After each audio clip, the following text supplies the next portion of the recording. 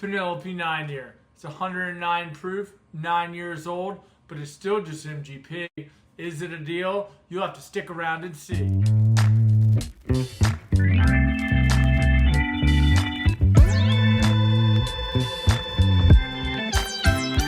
Welcome back to another episode of Neat Bourbon. My name's Tanner, and today we got another bottle review for you guys. We're talking about the Penelope 9-year. Now, Penelope, originally was sourcing all their whiskey from MGP, and then with their great success that they had, MGP actually ended up buying the brand back. So now MGP owns Penelope, and they're still getting their whiskey from MGP, obviously. But that's allowed them to take advantage of a much older stocks, which is why Penelope, which had typically been in that 4.5 to 6 year age range, is now able to have their 9-year-old stock from MGP, that's pretty awesome. And they're able to keep the cost relatively low at about $70. So that's awesome as well. This Penelope 9-year is a 4-grain. And if you haven't had any of Penelope's offerings before, their 4-grain cask strength, in my opinion, is very good. They're also their toasted 4-grain cask strength. That bottle is great. I haven't had any of the Architect series. Those bottles just started making their way out to Virginia. But, I hear those were very well reviewed also. Anyways, a subscriber was kind enough to give me a sample of this, so I don't have the bottle for myself. I did see that these bottles were getting released online for that $70 mark. But anyways, 9 years age stated, 109 proof for $70. That's, pretty good deal on paper. But let's see how the juice compares. Anyways, let's get into the nose.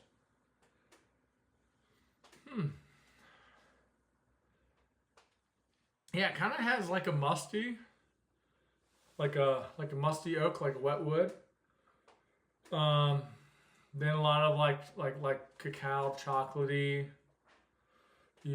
notes there. I think that's kind of, coming from the oak, picking up some oak, and more like a light caramel into like a butterscotch on the nose. It's not, again, like overly robust. Something good to compare this to in terms of the nose would be like that Remus 7. I think that this kind of is on that same level of robustness. I don't know if my review's out on that yet. But yeah, it's not blowing me away. But anyways, let's go ahead and get into the palate. Cheers.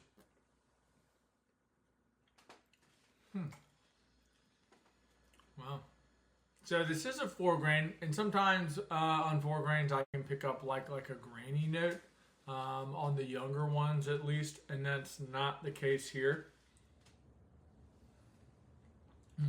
Yeah, I do think that this bourbon is pretty well rounded. I'm not getting any like spike in like sharpness there. I do think like the back end is a little bit bitter there with like the dark chocolate, but it's not off-putting by any means. I think like the mouthfeel is like a medium viscosity. It's not like motor oil or anything, but it's not coming across thin at all. I think it is relatively viscous there on the palate. Just like the flavors just aren't like wildly pronounced. I do think that this like reminds me a lot of the Remus 7, but again, that's predominantly 9-year MGP, and they charge $120. Where this is all 9-year MGP, and they're charging you $70 just under a different brand. Granted, the Remus 7 does have 6% 16-year, so that's pretty cool, but it's just a splash. So this is the main juice anyway. So I think relative to that, you're getting 9 more proof points with this Penelope 9-year. I think that's a little bit better of a value there as well.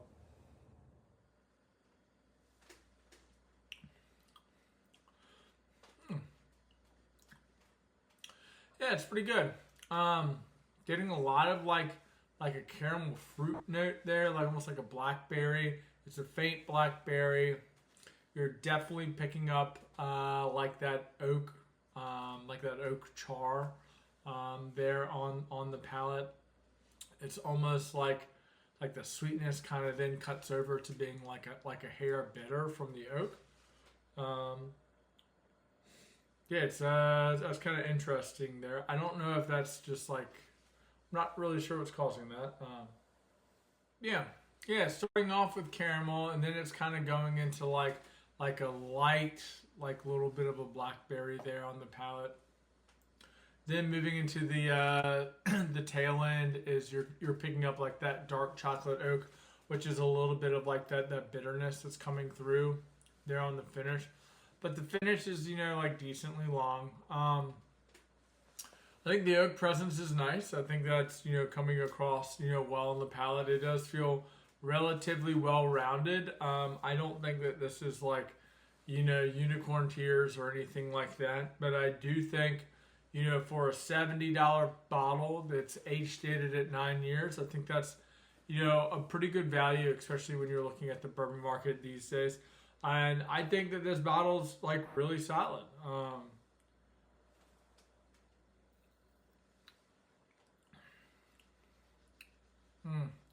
The sweetness on that caramel is coming into like a little bit more of a butterscotch on that one.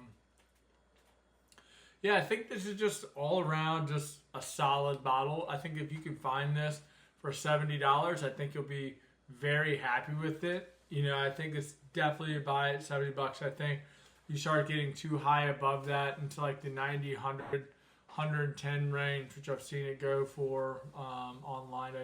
I think you're kind of, pushing your luck there, but I think at $70, I think it's a pretty solid value. If you enjoyed this video today, guys, would you please consider giving me a like? Would you please consider subscribing? And as always, this is Neat Bourbon. My name's Tanner, and pop the bottles and share the pours, and we'll see you in the next one.